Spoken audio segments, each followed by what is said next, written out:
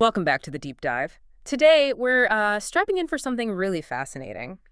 It's a historical chase, really, that stretches back millennia, but honestly, it defines our digital lives right now. Absolutely. We're talking about secret communication. It's this ongoing conflict, this, perpetual arms race between the code makers trying to keep things hidden.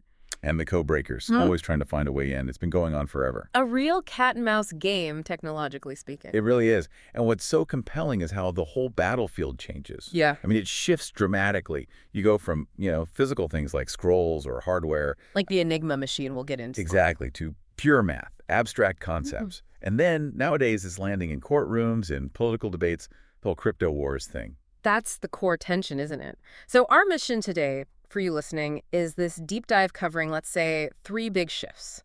First, that mechanical complexity of wartime called Enigma is the perfect example, and the sheer brain power needed to crack it. Then we pivot, big pivot, into the mathematical revolution, public key cryptography, RSA, that basically handed secrecy, or the potential for it, to everyone. It's a huge democratization, yeah. And finally, we have to grapple with the messy part, the ongoing fights, legal and political, over who actually gets to control encryption, who holds the keys, literally and figuratively. Right. Our sources today, they're a mix. We've got some really deep technical stuff, number theory, but also fascinating policy papers, history, firsthand accounts of code breaking. It's dense, but I promise there are moments that'll just click and change how you see, like even that little lock icon in your browser. And that progression, that move from mechanical to mathematical keys, it's so pivotal because it really highlights this maybe uncomfortable truth. Knowledge, especially secret knowledge, fundamentally shifts power structures. How so? Well, think about it. You go from physical keys, mechanical devices controlled almost exclusively by governments, by military, Great, big states. to mathematical keys, something anyone with a basic computer can generate and use. That's arguably one of the fastest, biggest transfers of power, the power of privacy in human history. We're literally watching the democratization of privacy happen. Okay, let's dive in. Part 1. That race for mechanized secrecy.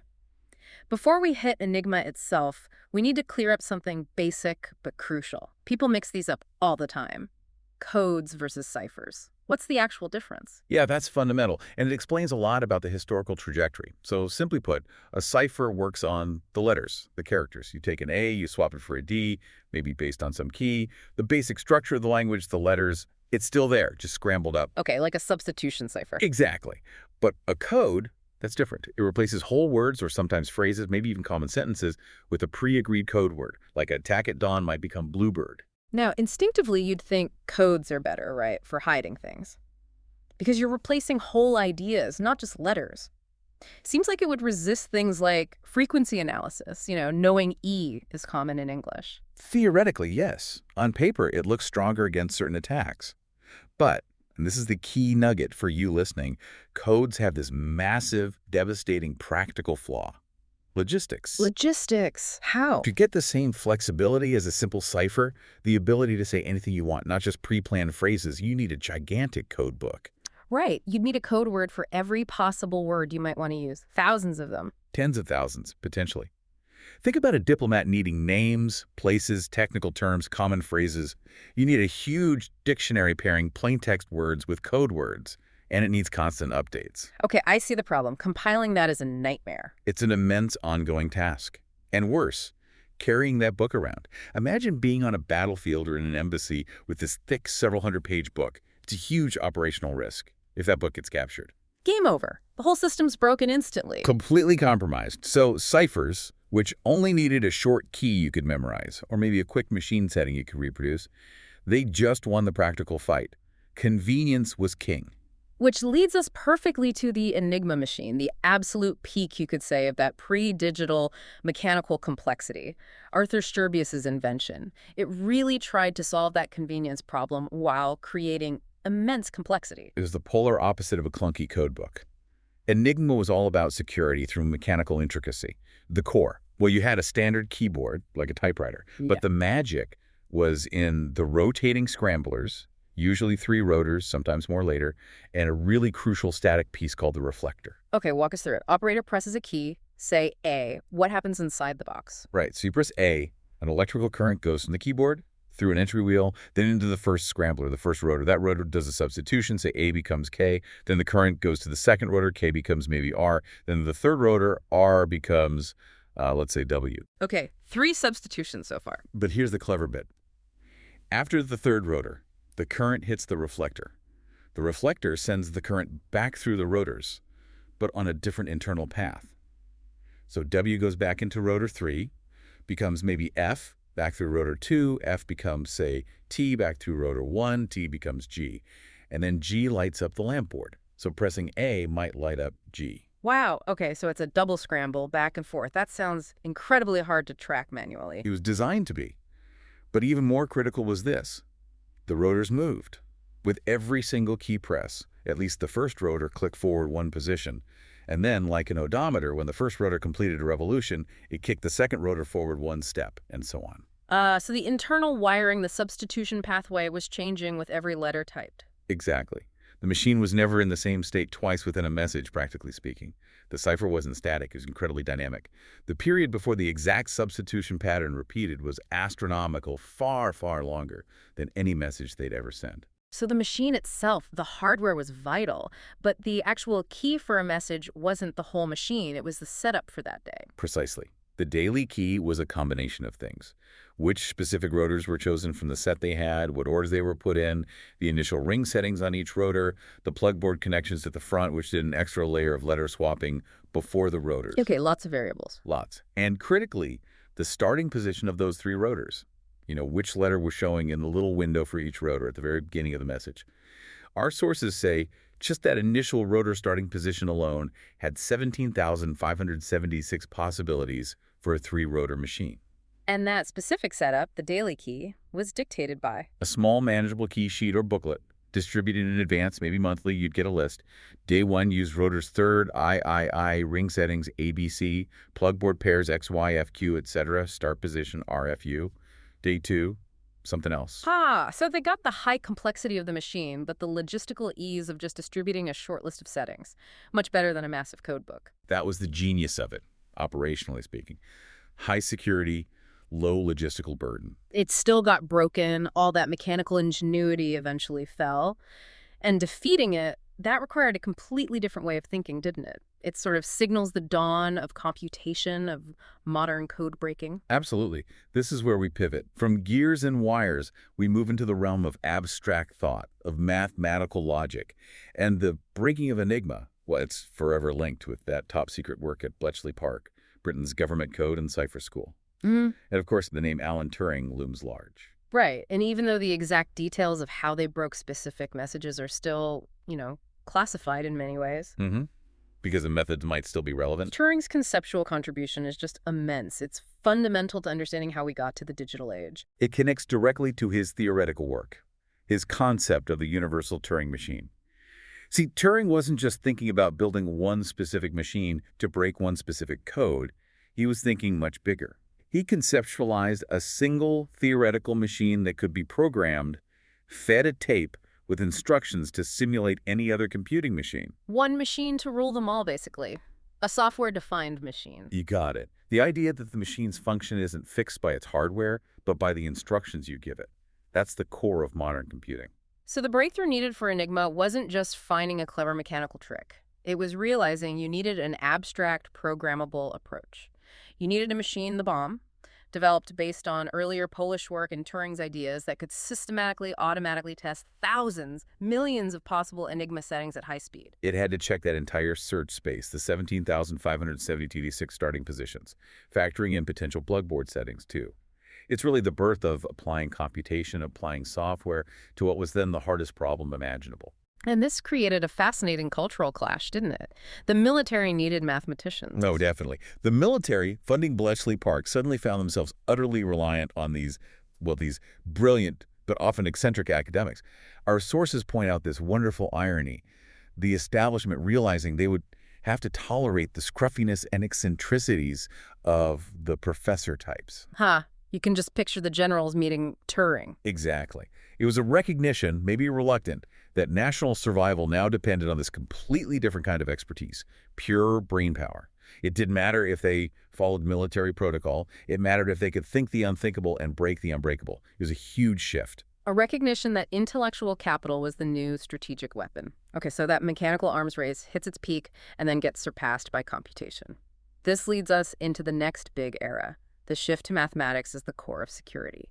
But for a long time, even with computers emerging, cryptography was stuck with a major limitation: symmetric keys. Right. Symmetric algorithms. They dominated for centuries, millennia really. The defining feature is that single shared secret key. One of our sources uses a great analogy. Think of a safe with a combination lock. Okay. The key, the combination, is the same whether you're locking the safe, encrypting the document inside, or opening it, decrypting. Both the person putting the document in and the person taking it out need to know that exact same secret combination. And the massive glaring problem there, especially once we started having phones, telex, early networks. How do you share the combinations securely in the first place? That's the Achilles heel, the key distribution problem. If you and I want to use a symmetric cipher to talk securely over, say, the internet, we first need a way to secretly agree on that shared key. You can't just send it over the same internet connection you want to protect. Because the eavesdropper would just grab the key as it goes by, then they can read everything. You need a separate secure channel just to exchange the key. Maybe a trusted courier, meeting in person, a diplomatic bag. Things that just don't scale to millions of people wanting to communicate securely online with people they've never met. It fundamentally limited secure communication to people who already had some secure way to connect. Absolutely. It was the bottleneck. Secure e-commerce. Secure email between strangers. Pretty much impossible under that symmetric constraint. That was the state of play for thousands of years, until 1976. The revolution. The revolution. Whitfield Diffie and Martin Hellman published their paper, New Directions in Cryptography. They introduced the concept of public key cryptography. Yeah. And it just blew the doors off the old paradigm. It solved the key exchange problem. Now, there's a fascinating little side note here. Our sources mentioned the NSA claims they actually knew about this concept earlier, maybe as early as 1966. Yeah, that's a persistent and, let's say, interesting historical footnote. Yeah. The claim from the NSA, or rather from people who worked there and later spoke about it, is that the concept was discovered internally at GCHQ in the UK even earlier, and then maybe independently at NSA. But they never published it. Crucially, no. They offered no proof at the time Diffie and Hellman published. It's very typical, you could say, of that intelligence community mindset. If you discover something this powerful, you keep it secret, you weaponize it, you don't share it. So whether they knew it first or not, Diffie and Hellman were the ones who actually changed the world by making the knowledge public? Precisely. Their publication kicked off the revolution we're still living through. That act of publishing was arguably as critical as the idea itself. It democratized the potential for strong privacy. Okay, so let's unpack how this new system, asymmetric cryptography, actually works. Because this is what allows you and me to have a secure connection to our bank's website without ever meeting the bank manager to exchange a secret key. Right. Asymmetric means not the same. You have two keys, not one. They're mathematically linked, but they're different. One is the public key, the other is the private key. The mailbox analogy is probably the best way to grasp it. Okay, let's use that. The public key is the mail slot. Exactly. Think of your public key like your home address and the mail slot on your door. You can publish it anywhere, put it on your website, email it around. Anyone in the world who wants to send you a secret message can use your public key, drop a letter through your mail slot to encrypt that message. Okay, so anyone can lock the message using the public key. Right. But once that letter is inside your mailbox, once the message is encrypted, only you can get it out. Because only I have The private key, that's the physical key that unlocks the mailbox door. Only the holder of the private key can decrypt the message. The sender uses the public key to lock it. The recipient uses their private key to unlock it. And the absolute magic trick here, the thing that makes it all work, is the math behind it. It has to be incredibly difficult, computationally hard, as the sources say, to figure out the private key even if you know the public key perfectly. That's the core mathematical property required. It's Yeah. easy to generate the key pair together. It's easy to encrypt with the public key. It's easy to decrypt with the private key. But it's practically impossible with current non-quantum computers to calculate the private key just by looking at the public key. That one-way function idea again. Exactly. It enables secure communication without needing that prior secret key exchange. It completely bypasses the old problem. Suddenly, secure global communication, e-commerce, encrypted messaging, It all becomes possible. Okay, so we have this amazing two-key system, but using it directly for everything brings up new challenges, right? Like speed and managing all these keys, which leads to things like session keys. Yeah, session keys are a really important practical refinement. Asymmetric cryptography, the public-private key stuff, it's mathematically intensive, it's relatively slow, computationally speaking. Compared to the older symmetric methods. Right. Symmetric algorithms, using just one key once it's established, are much, much faster for encrypting bulk data, like streaming a movie or sending a large file. So how do we get the best of both worlds? You use a hybrid approach. You start the communication using the slower but secure asymmetric method. Alice uses Bob's public key to encrypt a message containing a brand new, randomly generated symmetric key, a session key. Ah, so you use the slow public key system just long enough to securely exchange a fast symmetric key. Exactly. Bob uses his private key to decrypt that message and get the session key. Now, both Alice and Bob share this temporary symmetric session key. They immediately switch to using that fast symmetric key for the rest of their conversation, encrypting all the actual data.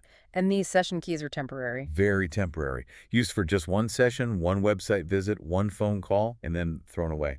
Discarded forever. Which makes breaking into past conversations much harder, even if one key eventually gets compromised somehow. Less risk. Much less risk. It limits the damage. But let's circle back to a crucial trust issue. If I'm Bob and I receive a public key that claims to be from Alice, how do I know it's really hers? Couldn't an attacker, say Eve, just send me her own public key and pretend to be Alice? The man-in-the-middle attack. Yeah, that seems like a huge potential flaw. It is. And solving it takes us beyond pure mathematics and back into systems of trust, both digital and sometimes institutional. If Alice and Bob meet in person, they can exchange keys directly. Easy. But online, you need mechanisms to verify authenticity. Like what? How does my browser know it's really talking to my bank? Primarily through digital certificates and certificate authorities, CUAs. Think of a CA as a trusted third party, like a digital notary public. Okay. Alice gets her public key certified by a reputable CA. The CA essentially checks Alice's identity through some process and then uses its own private key to digitally sign Alice's public key, bundling it into a certificate. So the CA vouches for Alice's key. Right. Now, when Bob receives Alice's public key certificate, his software, like your browser, already has a list of trusted CA public keys built in. Bob's browser uses the CA's public key to verify the digital signature on Alice's certificate, if the signature is valid. Then Bob can be reasonably sure the public key in the certificate really belongs to Alice because he trusts the CA. Exactly. It's a chain of trust. You trust your browser vendor, who trusts the CAs, who verify the identity associated with the public key.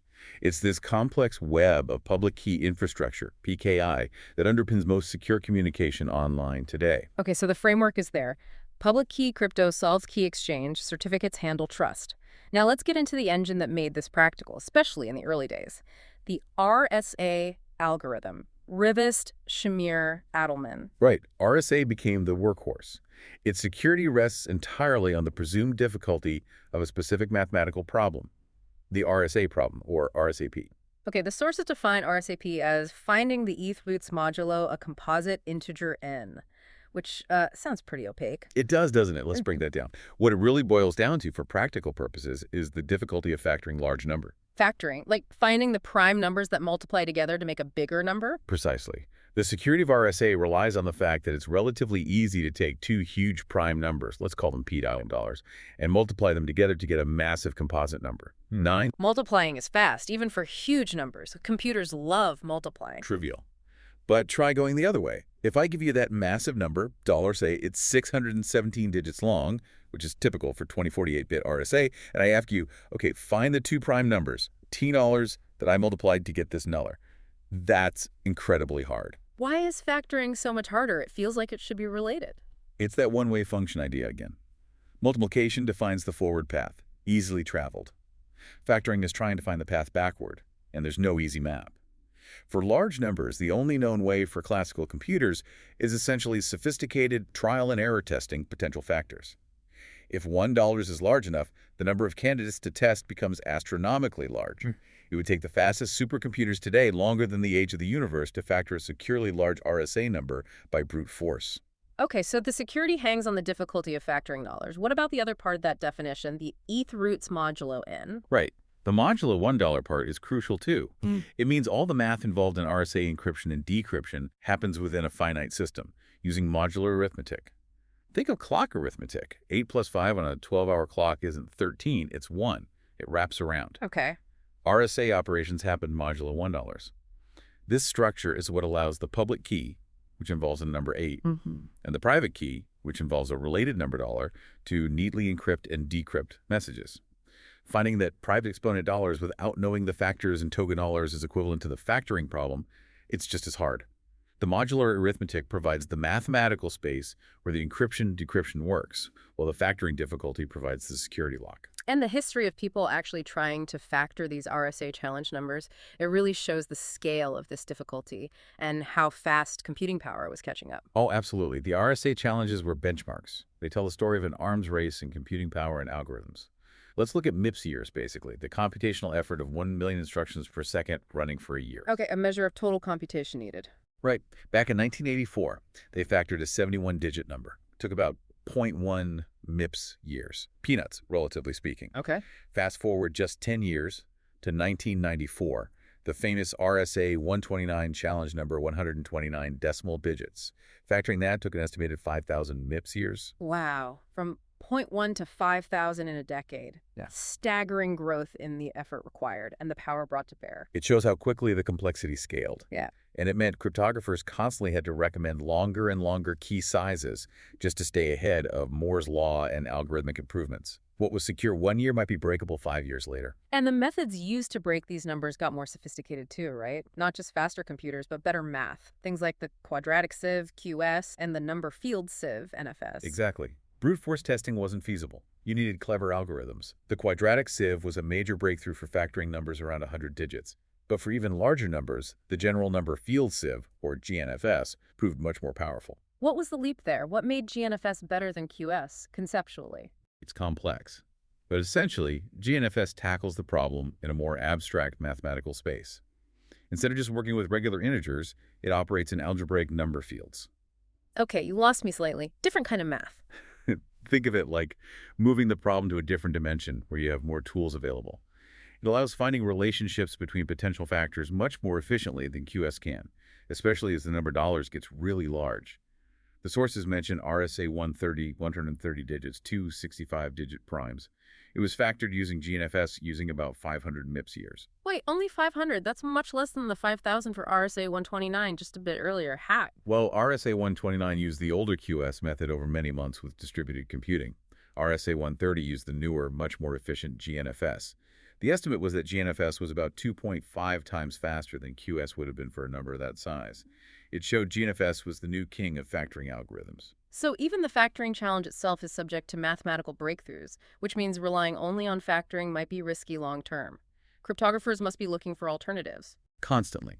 Because everyone knows that eventually, especially with quantum computers on the horizon, which can theoretically factor large numbers efficiently using Shor's algorithm. Right, the quantum threat. RSA's days might be numbered. That's driven the search for fundamentally different mathematical foundations for public key crypto. Which leads us to elliptic curve cryptography, ECC. ECC. We hear that a lot now, especially for mobile devices. Why is it different? What hard problem does it rely on? ECC is based on the mathematics of points on a specific type of curve, an elliptic curve defined over a finite field. Instead of factoring difficulty, its security relies on the difficulty of the elliptic curve discrete logarithm problem, or ECDLP. Okay, another mouthful. Simpler terms. Imagine points scattered on this weirdly shaped curve. There are special rules for adding points together. You draw lines, find intersections, reflect points. If you start at a base point G and add it to itself 10 other times to get a final point P, so P equal to KG, it's easy to calculate P if you know K and G. But if I give you P and G, it's incredibly hard to figure out what that integer dollars was. That's the ECDLP. So it's hard to figure out how many jumps it took to get from the start point to the end point on the curve. That's a decent analogy, yes. And the math involved gets pretty abstract: polynomial multiplication, field extensions, finding square roots, modulo primes. It's deep stuff. Why is that considered harder, or at least more efficient, than RSA's factoring problem? The key advantage is key size for equivalent security. To get the same level of security as, say, a 2048-bit RSA key, you might only need a 256-bit ECC key. Much smaller keys for the same strength. That's huge for phones, smart cards, things with limited power. Exactly. It's more efficient computationally. And crucially, for the ECDLP, there are no known classical algorithms, like GNFS for factoring, that can solve it in sub-exponential time. It seems to scale better against classical computing improvements. Now, quantum computers threaten ECC too, but the efficiency gain made it the preferred choice for many modern applications pre-quantum. It just shows how modern security is built layer upon layer on top of some seriously advanced and maybe obscure mathematics. Okay, so we have the tech, the math. But this democratization of privacy, putting these powerful tools in everyone's hands, that inevitably leads to conflict with governments used to having privileged access. Enter the policy battles, the crypto wars. Right. This powerful technology, especially strong encryption becoming widely available commercially in the 90s, caused serious alarm bells to ring within government, particularly intelligence and law enforcement agencies. Why the alarm? What was their perspective? From the NSA's viewpoint, their traditional signals intelligence mission was under threat. They focused heavily on things like counter command and control, C2 warfare, listening in on adversaries' communications. Suddenly, those communications were increasingly protected by strong, commercially available encryption they couldn't easily break. Their sources started talking about the agency going deaf. The tools they relied on were becoming less effective because the targets were using off-the-shelf crypto. Exactly. The secret mathematical knowledge had escaped the lab, escaped government control, and was now in software products anyone could buy. This led to major policy clashes, particularly in the U.S., about whether the government should try to regulate or even ban strong encryption or mandate backdoors for law enforcement access. And law enforcement had its own struggles adapting, didn't they? Right. There's an amazing anecdote in the sources about the FBI's initial reaction to computer crime. Oh, it's incredible. It really highlights the cultural gap at the time. A scientist reports a network intrusion, someone hacking into their systems, calls the FBI, and the special agent's reaction is described as incredulous. Disbelieving. Yeah. The agent literally asks, "You're calling us because you've lost 75 cents in computer time." 75 cents. They just didn't get it. Mm-hmm. They couldn't see past the immediate, tangible financial loss to the potential espionage or infrastructure risk. Not at all. The mindset was still very much focused on traditional crime, bank robbery, kidnapping. The source notes the FBI had an internal threshold. They wouldn't even open an investigation into a computer incident unless there was proof of over $1 million in direct losses, or if classified data was compromised. $1 million. So hackers basically had a free pass for anything less than catastrophic financial damage? Pretty much in those early days. It showed a profound failure to understand the nature of information security threats. The idea that persistent low-level access could be more damaging in the long run than a one-off theft just hadn't permeated the institutional thinking. That blindness gave cyber adversaries a huge head start. This kind of rigid, maybe outdated thinking also showed up inside the military and intelligence world itself, right? With things like the multi-level security MLS philosophy. Absolutely. MLS was this decades-long, massively funded Pentagon effort to build perfectly secure computer systems. The core idea was architectural enforcement to prevent information flowing downwards. Stop top-secret data ever getting onto an unclassified network, for example. Perfect compartmentalization. Sounds sensible in theory. Keep the secrets locked down. In theory, yes, but in practice, it turned out to be unworkable. Why unworkable? What went wrong? It was too good at stopping information flow. It stopped the bad flows, yes, but it also stopped legitimate, necessary flows between compartments or different classification levels. Imagine trying to build a search engine that could look across all of an agency's data secret, top secret, unclassified to find connections. MLS architectures often made that impossible. So it enforced secrecy so rigidly, it actually hindered intelligence analysis, Yeah. prevented connecting the dots. Precisely. The cure was worse than the disease in some ways. It prioritized perfect prevention over enabling the mission. After 9/11, there was a huge push in the opposite direction. Tear down the walls, share information more freely across agencies. But that created its own problems later. It absolutely did. Relaxing those strict MLS-style controls, while necessary for information sharing, inadvertently made large-scale data exfiltration by insiders much easier. The architecture was no longer designed primarily to stop data moving sideways or downwards once someone had initial access. And this touches on another point from the sources, how government secrecy itself becomes this kind of institutional burden secrets as assets. Yeah, that's a really insightful point. Secrets become organizational assets. They're not just information. They're currency within the bureaucracy. Yeah. You hold on to your piece of classified information because it gives you power, leverage. You only share it in exchange for another organization's assets. So it creates this internal market where hoarding information might be better for your career or your agency's budget than actually sharing it to solve a problem. It can definitely incentivize that kind of behavior. It works against the ideal of seamless intelligence fusion. The very structure of secrecy can undermine its purpose. Okay, let's fast forward again to more recent times. The legal battles over encryption and surveillance are still raging. The NSA's bulk metadata collection program exposed by Snowden became a huge flashpoint. That program really brought the fundamental conflict, national security versus privacy in the digital age, into sharp relief. The NSA's argument basically was that to find terrorist threats, the needles, they needed to collect the entire haystack of phone call metadata, who called whom, when, for how long. Not the content, but the metadata. Their rationale being they couldn't know what might be relevant later, so they had to collect it all first. Essentially, yes. Collect it all, then query it later if they had suspicion linked to a foreign power or terrorist group. The Justice Department defended it, arguing it was authorized by Section 215 of the Patriot Act. But the courts pushed back hard.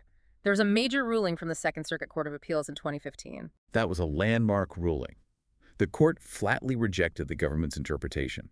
They ruled that Section 215 simply did not authorize such a massive, indiscriminate, ongoing collection program. The government had tried to compare it to a grand jury subpoena. How did the court shoot that down? They pointed out that grand jury subpoenas are specific. They're tied to a particular investigation, limited in time, bounded by relevance to specific facts. The NSA's metadata program, the court said, had none of those limits. It was indefinite, collected data on everyone regardless of suspicion, and wasn't tied to any specific ongoing investigation in the way a subpoena is. They called the government's interpretation unprecedented and strained. So the court basically said, this dragnet approach is not what the law allows. It drew a line. It did. It was a major legal blow to that specific program, forcing Congress to subsequently reform how that metadata was collected and accessed. It showed the legal system grappling directly with the scale and implications of digital surveillance enabled by modern tech. Which brings us to a final, really critical point. The strategic implication of all this in cyberspace, the imbalance of risk for different nations. This is huge for policymakers. Yeah. The basic problem is structural asymmetry. Nations that are highly developed, highly networked, highly dependent on digital infrastructure like the US, UK, Western Europe, Japan, are inherently more vulnerable to cyber attacks. More targets, more interconnected systems, more to lose. Exactly. So paradoxically, the countries with the most sophisticated offensive cyber capabilities are also the ones most vulnerable to retaliation. Every offensive cyber operation they launch against a rival potentially invites a counterattack against their own critical infrastructure, economy, or population. It's the old saying, people who live in glass houses shouldn't throw rocks. That's the exact adage policymakers use. It suggests that for highly connected states, overt, large-scale cyber warfare is often strategically unwise. The potential blowback is just too severe. So the preferred approach should be more... The thinking often leans that way. Keep cyber operations in the covert backstage. Use it for espionage, for signaling, for maybe limited sabotage, but keep it below the threshold of open conflict. Engage in tacit tit-for-tat maneuvers rather than public escalatory attacks. Because the glass house owner has the most to lose if the rocks start flying freely. Okay, so wrapping this all up, what does this whole journey mean for us today? We've gone from physical machines with mechanical keys to security based on the sheer difficulty of mathematical problems. RSA's factoring challenge. And finally, into these complex legal and political fights over who controls this power, the privacy versus surveillance debate. I think the main takeaway really is that understanding digital security today isn't just about the tech or the math. You have to see it as this convergence. It's military history, it's cutting-edge number theory, it's engineering, it's law, it's policy, it's ethics. They're all intertwined. The security we rely on every day is the result of this long, ongoing multi-front conflict. We saw how public key cryptography was this incredible breakthrough. It solved that ancient problem of secure key exchange. It enabled the modern internet in many ways. A true paradigm shift. But the ground is always shifting, isn't it? We mentioned quantum computing. Research is pouring into it.